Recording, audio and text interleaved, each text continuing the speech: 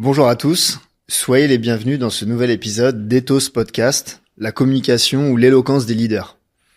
Aujourd'hui, j'ai le plaisir de recevoir l'ancien président de mon ancienne école d'avocat qui s'appelle Maître Rodolphe Olivier. Bonjour Rodolphe. Bonjour Samuel. Ma première question, comme à tous mes invités, est la suivante. Est-ce que tu pourrais te raconter, s'il te plaît ? Bien sûr. J'ai 55 ans, j'exerce le métier d'avocat depuis une trentaine d'années environ.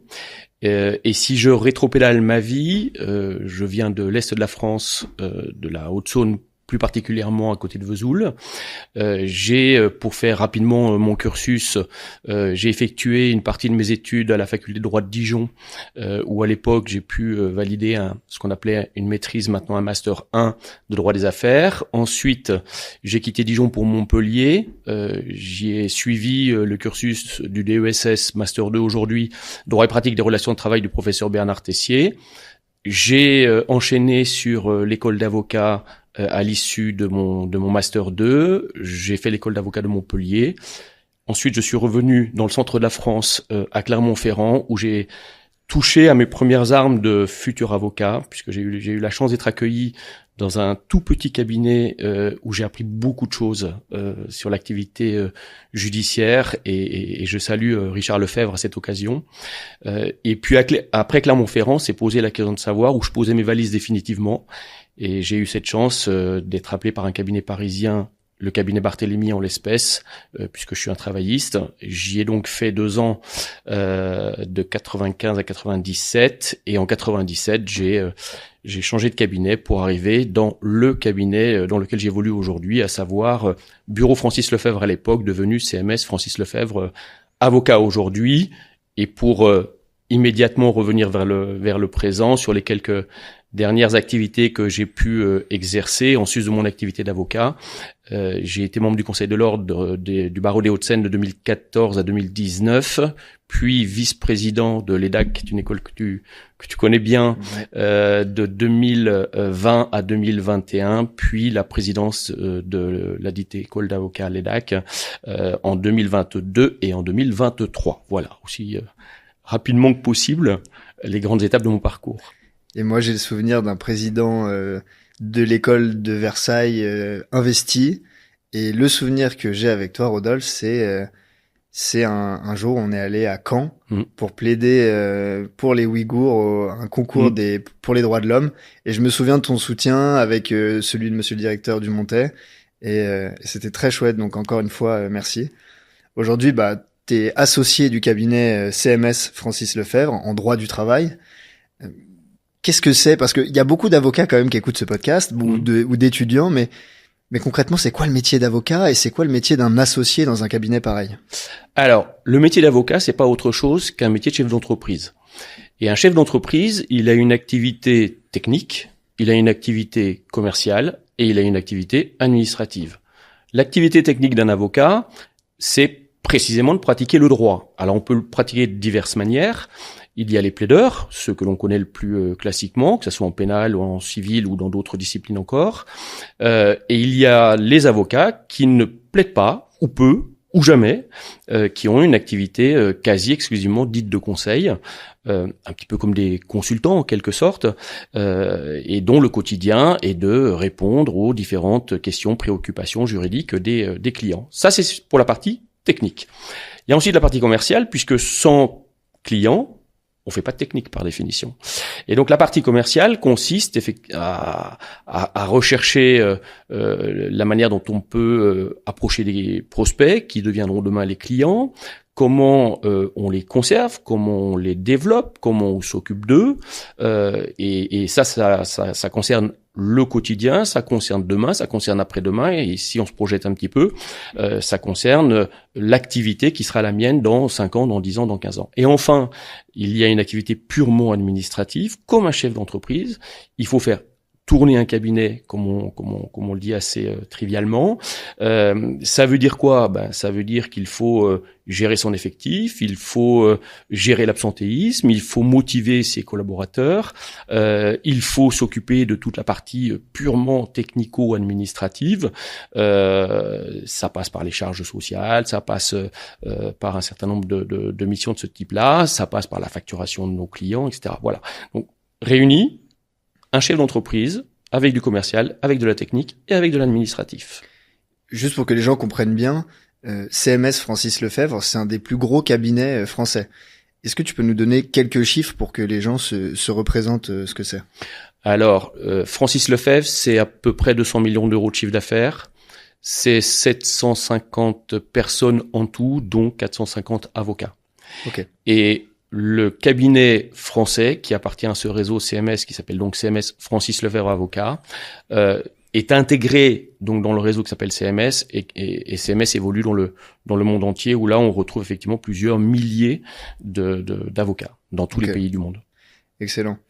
À l'époque où j'étais à l'école d'avocat, on m'a appris que l'avocat ne doit pas exercer d'activité de commerce. Et il n'a pas le droit de faire de la publicité parce que déontologiquement, ça lui est interdit.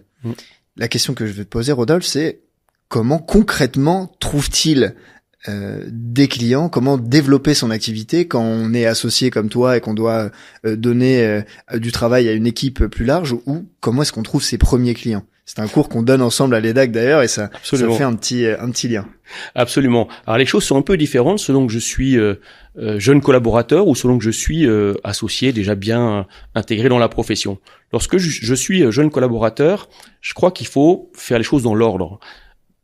Comme dans un commerce, je peux avoir une très belle vitrine. Si j'ai pas de produit dedans, j'ai rien à vendre. Pour un avocat, avant d'imaginer de se lancer dans une activité dite commerciale et aller rechercher, prospecter pour trouver des clients, il faut d'abord entretenir sa technique. Un bon plaideur demain ou un bon technicien du droit demain, c'est quelqu'un qui aura travaillé sa matière, qui aura travaillé la technicité de sa matière, etc. Donc la première des démarches, avant de s'occuper des clients, c'est de s'occuper de sa maîtrise technique. À partir du moment où j'ai ma maîtrise technique, je peux vendre des choses. Je peux vendre des besoins, je peux satisfaire des besoins, je peux vendre des produits, je peux vendre des consultations, je peux suggérer des choses que je sais faire. Et là, si je suis jeune avocat, je vais déjà regarder autour de moi. Autour de moi, j'ai mes amis, autour de moi, j'ai ma famille, autour de moi, j'ai mes voisins, et toutes ces personnes, de près ou de loin, à un moment donné, peuvent être confrontées au droit, et pour peu que ça tombe dans mon domaine de compétences, voilà mes premiers dossiers, voilà peut-être mes premiers clients. Une fois que je suis installé dans le métier d'avocat, j'ai évidemment d'autres manières pour aller trouver des clients et aller démarcher, j'aime pas du tout ce terme, mais il est un peu caractéristique malgré tout de la situation. J'ai les réseaux sociaux, évidemment. Moi, comme tu le sais, je suis un praticien assidu de LinkedIn, en particulier. Il y a évidemment plein d'autres réseaux, et c'est celui que je pratique le plus. Et là, je sais montrer aux futurs clients qui seront les miens et qui sont des prospects à ce stade, ce que je fais, qui je suis, ce qui veut dire qu'il faut que je travaille mon CV, ce qui veut dire qu'il faut que je travaille ce que j'ai à vendre, entre guillemets, mes qualités, mes compétences, ma technicité, mon expérience, les résultats que j'ai pu obtenir dans un certain nombre de dossiers, etc. Donc les réseaux, et je suis attentif à ce qui se passe autour de moi. Troisièmement, les confrères. Les premiers apporteurs d'affaires d'un certain nombre d'avocats sont précisément les autres avocats. On fonctionne, pour une large partie d'entre nous, par domaine de spécialisation. Moi, je suis un travailliste, je ne sais pas faire du droit fiscal, je ne sais pas faire de droit de la famille, mais le jour où l'un de mes proches ou l'un de mes associés ou l'un de mes collaborateurs ou qui de droit me dit « Est-ce que tu peux me recommander un avocat pour faire du droit de la famille ?» Eh bien oui, je peux recommander un avocat pour faire du droit de la famille. Et ce client-là, je vais effectivement le confier au bon soin de quelqu'un que j'aurais recommandé. Ça va dans les deux sens. Celui qui va récupérer ce dossier-là un jour va renvoyer peut-être un dossier dans votre domaine dans le domaine de compétences. Donc, Et il y a des chiffres qui sont assez éloquents. Hein. J'ai l'exemple de mon épouse, pour ne pas la citer, dont une bonne partie du chiffre d'affaires est réalisée via l'apport de dossiers par des confrères. Et l'avocate aussi, ton épouse? Oui.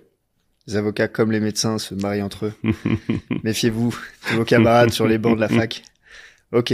Comme les instituteurs. Rodolphe, il y a une autre question qui peut éventuellement intéresser les auditeurs de ce podcast, c'est les qualités qui sont recherchées pour un bon collaborateur.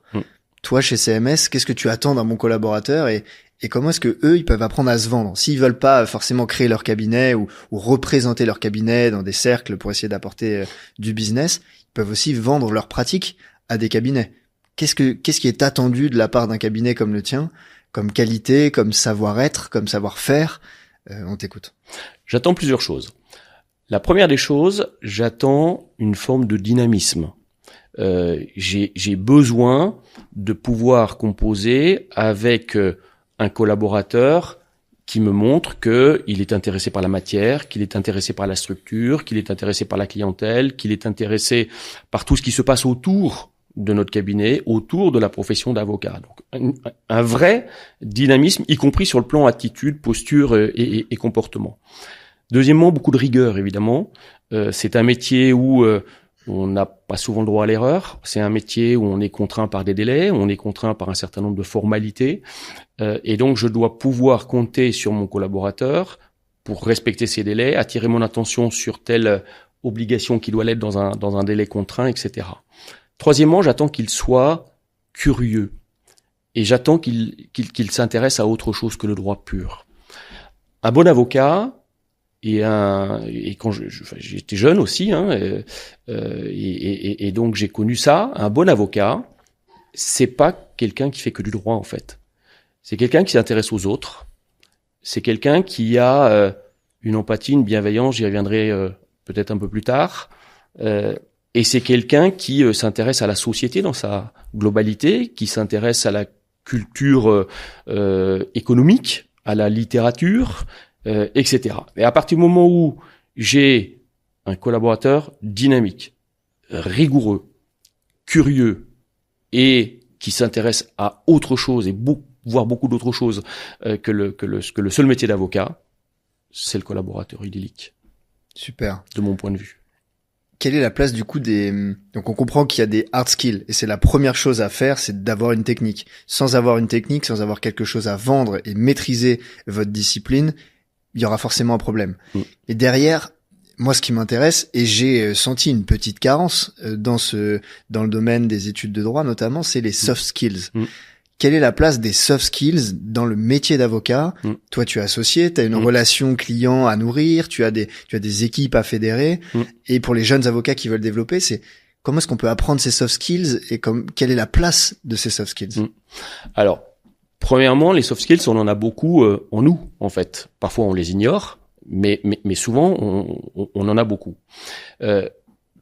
Pour le métier d'avocat, la première des choses, je crois, et je l'ai dit tout à l'heure, c'est la bienveillance, c'est l'empathie et c'est l'humilité. C'est la base. La deuxième chose, il me faut une qualité d'écoute. C'est que si je ne sais pas écouter mon interlocuteur, je vais pas lui être d'une très grande utilité. Et quand je dis écouter, c'est écouter et entendre. C'est pas faire semblant d'écouter, c'est m'intéresser de près ou de loin aux problématiques qui sont les siennes. Un client qui vient vous voir, c'est un client qui, dans 99% des cas, a un problème.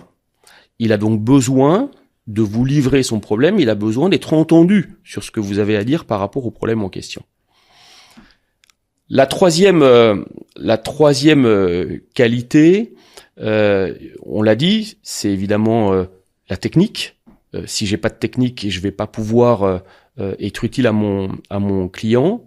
Et la troisième des qualités, c'est l'ouverture à toute la périphérie qui va entourer la profession d'avocat. C'est l'ouverture vers les greffiers, c'est l'ouverture vers les magistrats, c'est l'ouverture vers la population des commissaires de justice. C'est l'ouverture vers toutes ces populations-là et ces métiers-là. Et à partir du moment où j'ai tout cela, j'ai déjà une grosse partie de ce qu'est un avocat et de ce que peut être demain un bon avocat. Ensuite, il y a les qualités intrinsèques à chacun.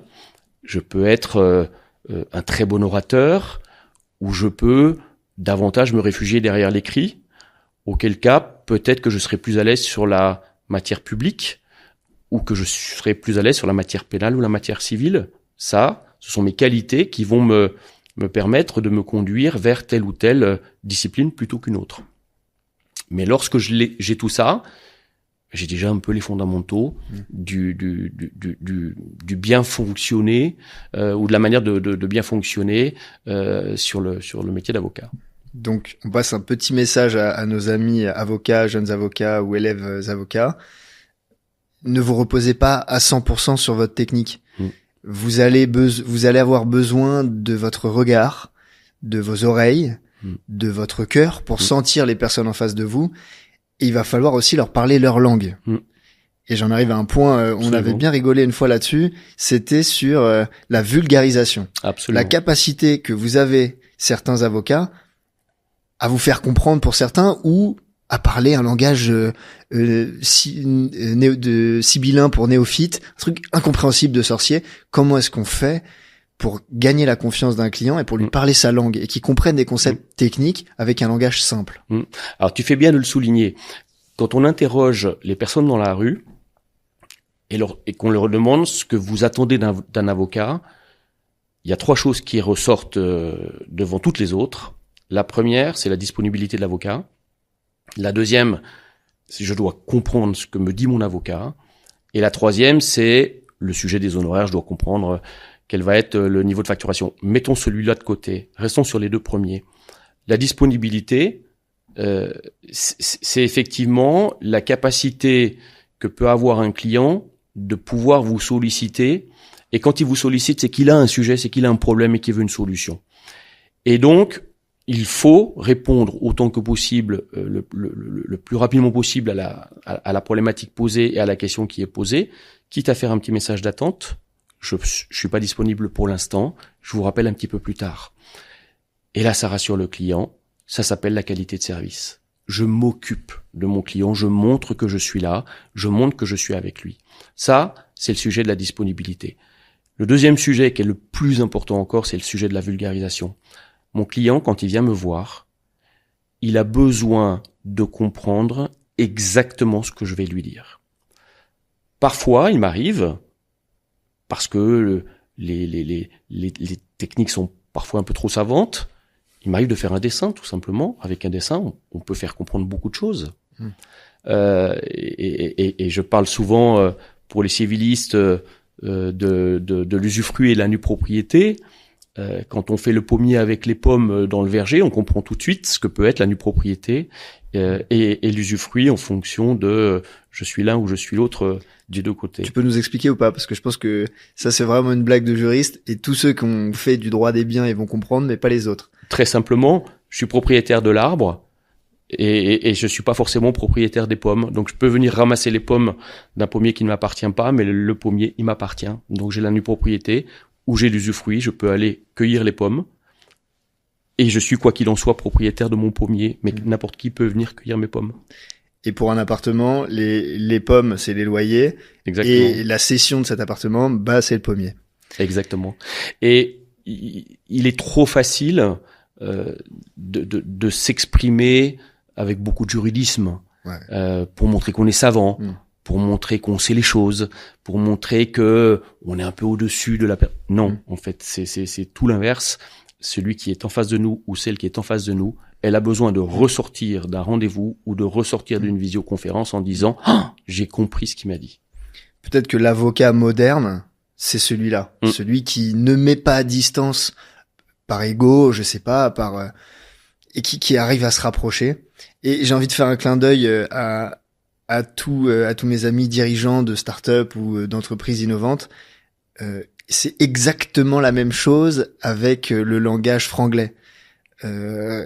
s'organiser un call pour benchmarker un reminder de PowerPoint, ce n'est pas du français. Et vos clients ne comprennent pas, ou alors vos clients de 25-35 ans comprennent, mais vos clients qui sont à la tête de postes stratégiques dans des entreprises du CAC 40 qui ont 50 ou 60 ans, quand vous leur parlez cette langue, ils comprennent rien. Donc méfiez-vous et suivez les bons conseils de vulgarisation de Maître Olivier. Même chose lorsque l'on plaide. On plaide pas en franglais. Ouais. On plaide en français et on plaide avec beaucoup d'humilité. Ça sert à rien de plaider en franglais et de montrer qu'on sait, de montrer aux autres qu'on est bilingue. Ça a aucun intérêt. C'est ridicule. C'est quoi ta plus belle expérience de plaidoirie, toi, Rodolphe? Ah, j'en ai eu plusieurs. Je dirais que la plus belle, elle est peut-être intervenue il y a 1 an devant le Conseil de prud'homme de Lille. C'était un dossier monstrueusement important en termes d'enjeux, en termes de sensibilité. C'est un dossier que j'avais beaucoup travaillé.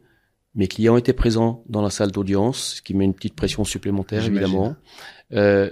C'est un dossier que je n'avais pas le droit de perdre. C'est une phrase qu'on entend souvent dans la bouche de nos clients, mais vous n'avez pas le droit de le perdre. Donc je m'étais mis une pression supplémentaire et ce jour-là, j'ai plaidé à dossier fermé, un dossier extrêmement volumineux et épais. Et je me suis dit, la seule manière de faire vivre ma plaidoirie et d'emporter les conseillers prud'homaux avec moi, c'est de venir les mains libres à l'audience. Mon dossier est resté sur le pupitre. Et ce jour-là, je pense que j'aurais pu plaider 5 heures, 6 heures d'affilée. J'étais en forme. Tout me venait. C'était fluide. C'était efficace. Tout allait bien. J'avais le tapis rouge de la plaidoirie, en fait. C'est pas toujours comme ça. Comment tu t'étais préparé pour arriver à cet état de flow là que tu décris? C'est beaucoup de travail. C'est déjà extrêmement bien connaître l'histoire qu'on va raconter, l'histoire entre guillemets évidemment, le dossier que l'on va plaider plus exactement. Bien connaître par cœur et avoir tout en tête les dates, les noms, les événements majeurs et un élément extrêmement important, la structuration des idées. À partir du moment où l'histoire je la connais bien et à partir du moment où dans le train j'ai structuré ma pensée telle que j'allais la présenter aux conseillers prud'homaux, le boulot était fait en réalité. Okay. Et je passe sur la charge de travail et le temps d'étude du dossier, des pièces, etc., qui est très conséquent. Mais dans l'instant de la plaidoirie, ce qui ressort, c'est la clarté du propos, la structuration de la pensée et la fluidité du propos. Quand ces 3 choses-là sont réunies, eh ben, quand on ressort de ce moment de grâce et que, au demeurant, les clients viennent dire à quel point ils ont eu le sentiment que la plaidoirie a été efficace, on peut rien demander de mieux en fait. Donc on est bien d'accord qu'on n'apprend pas une plaidoirie de 2 heures par cœur. Non. Parfait, non. On est d'accord là-dessus. De toute ma vie, je n'ai jamais appris une plaidoirie par cœur. Peut-être que certains confrères procèdent de cette manière. C'est pas du tout ma manière de faire. Moi, je structure ma pensée et l'histoire, je la connais très bien. Je la connais très bien parce que souvent j'ai rédigé mes conclusions, souvent j'ai produit mes pièces, et ce sont pas mes collaborateurs qui le font, c'est moi qui le fais à titre personnel. Donc je connais très bien l'histoire que je vais plaider. Mais c'est évidemment beaucoup de travail, c'est beaucoup de temps d'étude, et surtout c'est un temps où je pose tout et je structure sur une feuille blanche un stylo. Je mets mes 6 ou 7 idées que je ne dois pas oublier, la pièce que je dois impérativement citer parce que c'est une pièce extrêmement utile à la défense des intérêts de mon client, et à partir de ce moment-là, tout le reste, je brode. Ok. Est-ce que tu te souviens de ta première plaidoirie? Oui. Est-ce que c'est bien passé?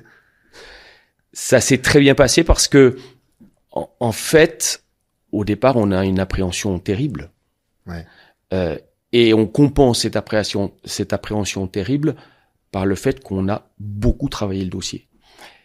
Et bien souvent, et c'est ce que je dis aux jeunes avocats, singulièrement quand ils vont plaider contre des avocats un tout petit peu plus expérimentés, les jeunes avocats vont souvent beaucoup plus travailler le dossier que le confrère qui est en face. Parce que le confrère qui est en face, il a passé ce cap de l'appréhension des premières plaidoiries, il est un tout petit peu plus sur la hauteur de vue, c'est pas forcément lui qui a conclu le dossier, qui a préparé les pièces, mais il a des qualités oratoires qui vont compenser le fait qu'il a pas forcément, il s'est pas forcément investi complètement dans le dossier au départ. C'est son collaborateur qui l'a fait pour lui. Et il y a généralement la compensation, elle s'opère, et on ne voit pas qu'un jeune collaborateur plaide pour la première fois. Et je ne parle pas de moi spécifiquement, mais je suis très souvent en salle d'audience, je vois beaucoup de jeunes confrères plaider, et sincèrement, j'ai toujours été assez admiratif de la qualité du rendu, en réalité. Donc, vous avez cet avantage-là, les jeunes. Vous avez souvent une humilité qui vous invite à beaucoup travailler. Donc, faites-vous confiance sur sur ce travail en amont. Certains avocats, avec l'expérience et la confiance, survolent un petit peu plus les dossiers. Vous êtes béton et c'est votre arme la plus forte. Au fur et à mesure de tes plaidoiries, est-ce que tu as senti une aisance monter et est-ce que aujourd'hui tu prends plaisir à plaider? Ouais, la plaidoirie c'est comme le vélo. Plus tu pratiques, plus t'es bon, ou plus t'es à l'aise en fait. Les premiers temps de la plaidoirie quand t'es jeune collaborateur, tu as beaucoup d'éléments d'appréhension. La salle d'audience, comment ça se passe, ton positionnement, est-ce que t'es à droite, est-ce que t'es à gauche, est-ce que t'es en demande, est-ce que t'es en défense, la personne à gauche c'est qui, c'est le greffier, c'est pas le greffier, etc. T'as toutes ces appréhensions quand t'es jeune avocat. Une fois que t'as passé tout ce cap-là et que tu as passé le cap de plaider 22 fois devant ta glace avant d'aller plaider pour de vrai, tu commences à prendre de la hauteur, tu commences à prendre de l'assurance, et pour peu que tu aies quelques qualités oratoires naturelles ou travaillées, eh bien plus tu plaides et plus les choses sont fluides. Et évidemment aujourd'hui que je prends du plaisir, ça m'empêche pas d'avoir un peu d'appréhension, voire beaucoup d'appréhension en fonction des dossiers que je dois plaider évidemment, mais aujourd'hui je prends un plaisir exquis à plaider mes dossiers évidemment, bien sûr. Je suis content que tu dises que tu as encore le trac avec ton expérience. Et ça me rappelle une phrase de maître Henri Leclerc, que tu dois connaître, qui disait le trac, c'est la preuve que vous avez quelque chose à dire. Méfiez-vous du jour où vous n'aurez plus le trac. C'est vrai. Celui qui vient plaider, celui qui vient faire un discours sans peur aucune, il s'apprête peut-être à parler pour lui. Méfiance. Et ça vaut pour la plaidoirie, comme pour les discours, comme pour les préparations de réunions, comme pour les interventions en visioconférence. C'est la même chose. Plus j'interviens, plus j'ai structuré mon propos, plus j'ai travaillé avant, plus je suis à l'aise au fil de l'exercice. Donc on ne naît pas plaideur, on le devient. Il y a quelque chose d'inné, un tout petit peu, au moins, dans la socialisation, dans le rapport qu'on a eu au monde et aux autres dans son adolescence, dans son enfance. Derrière, il y a le quotidien. Est-ce que je prends la parole en public tous les jours ou pas? Je crois qu'au début de son quinquennat, notre président n'était pas si bon à l'oral. Aujourd'hui, qu'on soit d'accord ou pas avec lui, il est quand même assez bon, il s'en sort très bien. Et donc, est-ce que toi, tu penses que c'est quelque chose quand même qui peut se travailler? Est-ce qu'il est important de travailler cette discipline et cette expertise pour avoir une belle carrière, pour porter les intérêts de ses clients et potentiellement pour être un bon manager aussi? Ça nous fera une transition vers la suite. Je vais te faire parler de leadership.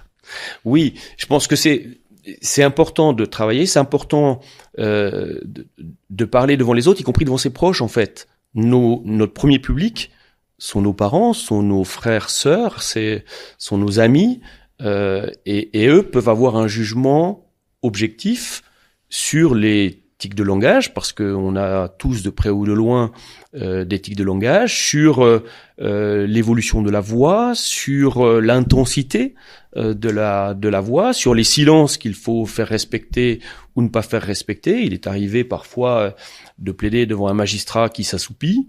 Si vous continuez à plaider comme si de rien n'était, je pense que la plaidoirie est totalement inutile. En revanche, si vous arrêtez votre plaidoirie, ce qui va faire réagir le magistrat, vous allez ensuite repartir sur votre plaidoirie et là, vous aurez gagné l'attention du magistrat. Donc tout cela se travaille évidemment et encore une fois, plus on pratique, plus on est à l'aise, plus on évacue les scories, plus on évacue les tics de langage parce qu'on nous a dit que là, les fins de phrase, ça peut pas être comme ça. J'ai un confrère notamment qui a plaidé pas mal contre moi et qui finissait toutes ses phrases par « je dirais ».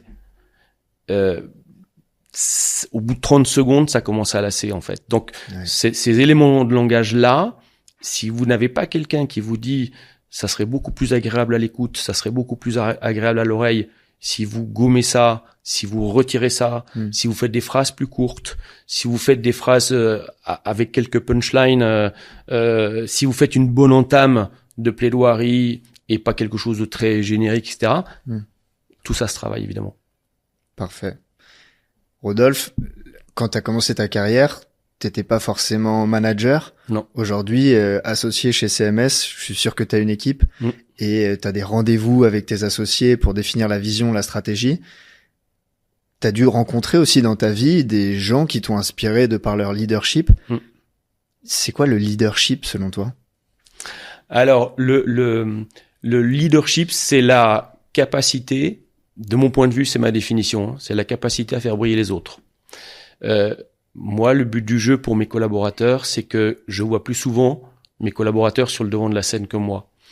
C'est de les porter, c'est de les pousser, c'est de les faire sortir de leur zone de confort. Ça, pour moi, c'est ce que j'attendrais, si j'étais jeune collaborateur, d'un associé. C'est qu'on me fasse confiance et qu'on me pousse, qu'on m'envoie. J'ai un exemple très précis en tête. J'avais 2 ans de bar. Il y avait un sujet Android Travail que je connaissais plutôt bien pour l'avoir pas mal travaillé.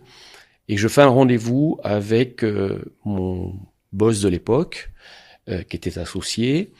Et ce rendez-vous se tient en la présence du DRH groupe de l'entreprise, du DRH de l'entreprise et du gérant de l'entreprise. Je fais le rendez-vous avec mon patron, que je considère à l'époque comme mon patron. Et à la fin du rendez-vous, mon patron dit à ces 3 personnes, c'est Rodolphe qui va plaider le dossier. Tu peux pas faire mieux comme leadership. C'est-à-dire que ces 3 clients-là qui envisageaient pas une seconde que le dossier ne soit pas plaidé par mon patron, à partir du moment où il a dit c'est Rodolphe Olivier qui va plaider le dossier, ça a jamais moufté. Et pourquoi ça a pas moufté? Parce que il a eu les qualités pour me mettre en avant lors de ce rendez-vous.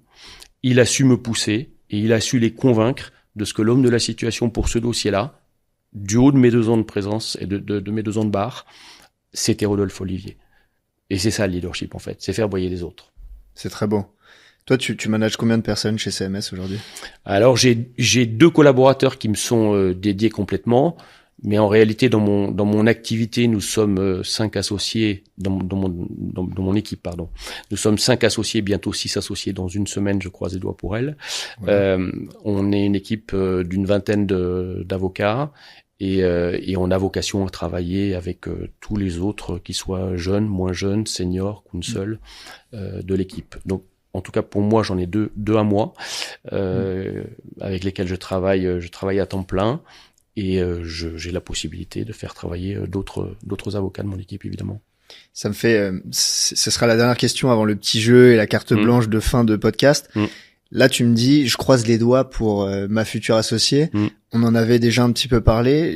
De souvenirs, de mémoire, pardon, c'est une avocate counsel. Donc, absolument. Il y a les collaborateurs juniors, collaborateurs seniors dans un cabinet d'avocats. Ensuite, il y a les counsel qui managent un petit peu les collaborateurs. Et après, il y a l'associé. Et tu m'avais dit que toi, tu l'avais coopté pour qu'elle se présente auprès des associés de tout le cabinet CMS. L'Assemblée générale des associés, exactement. Assemblée générale et qu'elle fasse comme un entretien de recrutement quand on est jeune collaborateur, mais pour devenir associé. Absolument. Et là, encore une fois, il y a quelque chose qui se joue en termes de soft skills. Parce que sa technicité n'est pas remise en cause. Non. Elle est validée, cooptée par son associé. C'est même un b.a.-ba, c'est un acquis, en fait. Okay. On n'est pas sur le sujet de la technique. Donc, qu'est-ce qu'il faut à ce moment-là pour, peut-être qu'il y a des counsel aussi qui écoutent ce podcast. Qu'est-ce qu'il faut pour sortir de sa condition, non, mais de cette étape de counsel technique irréprochable et passer au niveau du dessus de je suis chef de l'entreprise, je trouve les clients, je manage. Comment est-ce qu'on passe au-dessus? Ça s'appelle les qualités humaines, tout simplement. En réalité, pour la citer, c'est Delphine Pantier, qui est une technicienne hors pair spécialisée en matière URSSAF. Et Delphine a dû laisser de côté un instant de raison sa technique pour partir en campagne, comme en matière politique, pour partir en campagne et aller montrer à tous les autres associés qui elle est, ce qu'elle fait, en quoi elle pourrait leur être utile dans une transversalité de discipline, le fiscal avec le social par exemple, et en quoi les autres associés ont un intérêt à ce qu'elle fasse partie de la collectivité des associés. Et là, il faut aller chercher dans ces qualités humaines. Il faut se pousser, il faut avoir une forme de conversation que j'appelle mondaine en fait. Il faut savoir aborder tous les sujets de la terre. Il faut d'où la littérature et d'où la lecture dont je parlais il y a un instant s'agissant des jeunes collaborateurs, le fait de s'intéresser aux faits sociétaux, le fait de s'intéresser un peu en politique et à d'autres événements, ça a un intérêt extrêmement important puisque c'est l'occasion de sortir des dossiers, de faire des déjeuners avec des associés que pour l'essentiel on ne connaît pas, on part de zéro, et là il faut montrer qui on est, qui je suis et en quoi je peux vous être utile demain. Passer en mode macro en fait. Exactement. Rodolphe, on arrive en fin de podcast. Je fais toujours un petit jeu final avec tous mes invités, qui est un jeu où je commence la phrase et je t'invite à la compléter du tac au tac. Je vois que tu triches, tu sors tes notes. T'es prêt ? Ouais. Allons-y alors. Un bon orateur, c'est quelqu'un qui sait captiver son auditoire. L'éloquence permet de convaincre si le fond est à la hauteur de la forme. C'est l'éloquence pour l'éloquence, ça n'a aucun intérêt. Je suis bien d'accord. Un leader éloquent, c'est le top si l'éloquent est un vrai leader. La parole du leader doit être Alors j'ai plusieurs qualificatifs. Clair, simple, efficace, compréhensible et elle doit me toucher. Autrement, c'est pas un leader. Rodolphe, de quoi est-ce que tu préfères discuter quand tu es saoul ? Alors, d'abord, je suis pas souvent sous, mais dans les fins de soirée, typiquement, la propension vient naturellement à des discussions sur les sujets politiques, sur les sujets sociétaux qui m'intéressent beaucoup. Moi, je pense que je suis un sociologue refoulé. Pas un psychologue, mais un sociologue refoulé. Donc ça m'intéresse beaucoup. Et je suis assez enclin à revenir 30 ans en arrière, sur le c'était mieux avant. Donc ça, c'est effectivement sur les soirées arrosées. Ok.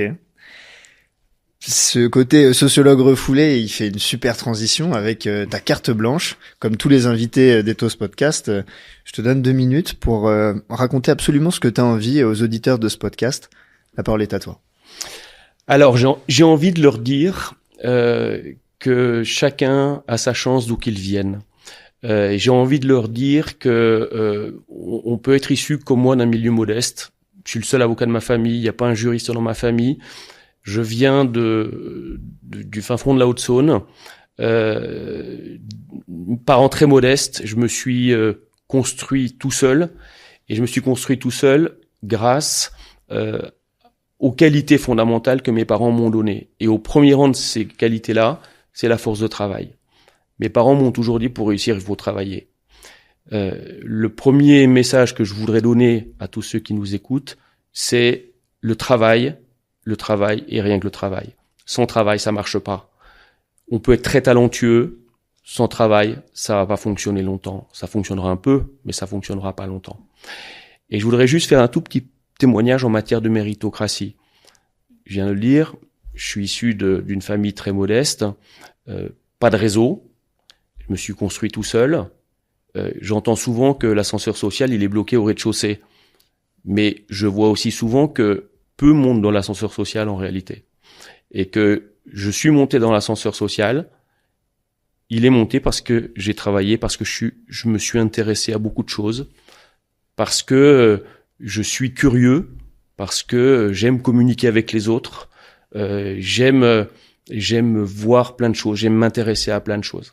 Et donc, j'entends souvent, je ne me sens pas légitime, je ne suis pas légitime parce que je suis pas fils d'eux, etc. Ça peut être vrai évidemment en certaines situations, mais je voudrais apporter le témoignage inverse. Et j'en terminerai en disant, quand j'ai terminé mon Master 1 à Dijon, j'étais prêt à postuler sur un Master 2 de gestion des ressources humaines à Dijon.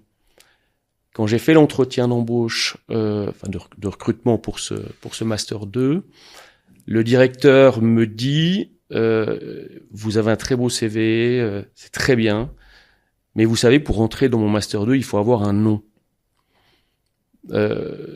Ça aurait pu m'affecter. Et en fait, cette chose-là, ça m'a donné une force terrible. C'est que j'ai compris que j'avais pas le nom souhaité par le directeur, mais j'ai aussi compris que j'avais des vraies valeurs et que j'ai capitalisé sur ces valeurs. Et parmi ces valeurs, il y a le travail. Et le travail, ça finit par payer à un moment donné. Voilà. Et quelques petites... Merci pour ce témoignage. En fait, en t'écoutant, j'ai envie de dédier ce podcast à tous les étudiants de Cergy-Pontoise et tous les étudiants en droit que j'ai pu croiser dans ma vie, et à la Haute École des avocats près de la Cour d'appel de Versailles, l'EDAC. Merci pour la formation, merci pour votre rigueur, merci pour ce que vous apportez à tous ces étudiants, et du coup à tous les alumni également. Dernière question, Rodolphe. Quelle est ta définition de l'éloquence et de la parole, finalement? Alors, pour moi, l'éloquence, c'est la capacité que son auteur peut avoir à utiliser les bons mots et les beaux mots. Et ça ne fonctionne que si il m'a touché. C'est-à-dire que, encore une fois, bien parler pour bien parler, ça ne présente aucun intérêt. On a un certain nombre d'hommes politiques, par exemple, qui s'expriment très bien. Certains sont très compréhensibles, d'autres ne le sont pas. Et s'exprimer divinement bien, quand le fond ne m'accroche pas, ça ne présente aucun intérêt. Et donc pour moi, l'éloquence, c'est le fond plus la forme. J'ai du fond et j'ai quelqu'un qui s'exprime très bien. Et à partir du moment où j'ai ces deux choses-là, je suis touché, je suis captivé et la personne peut m'emmener dans son propos. Merci Rodolphe. Je t'en prie.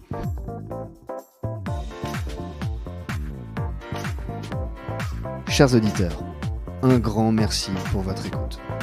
Si le podcast vous a plu, n'hésitez pas à nous écrire pour nous le dire et pour nous donner vos suggestions pour les prochains invités.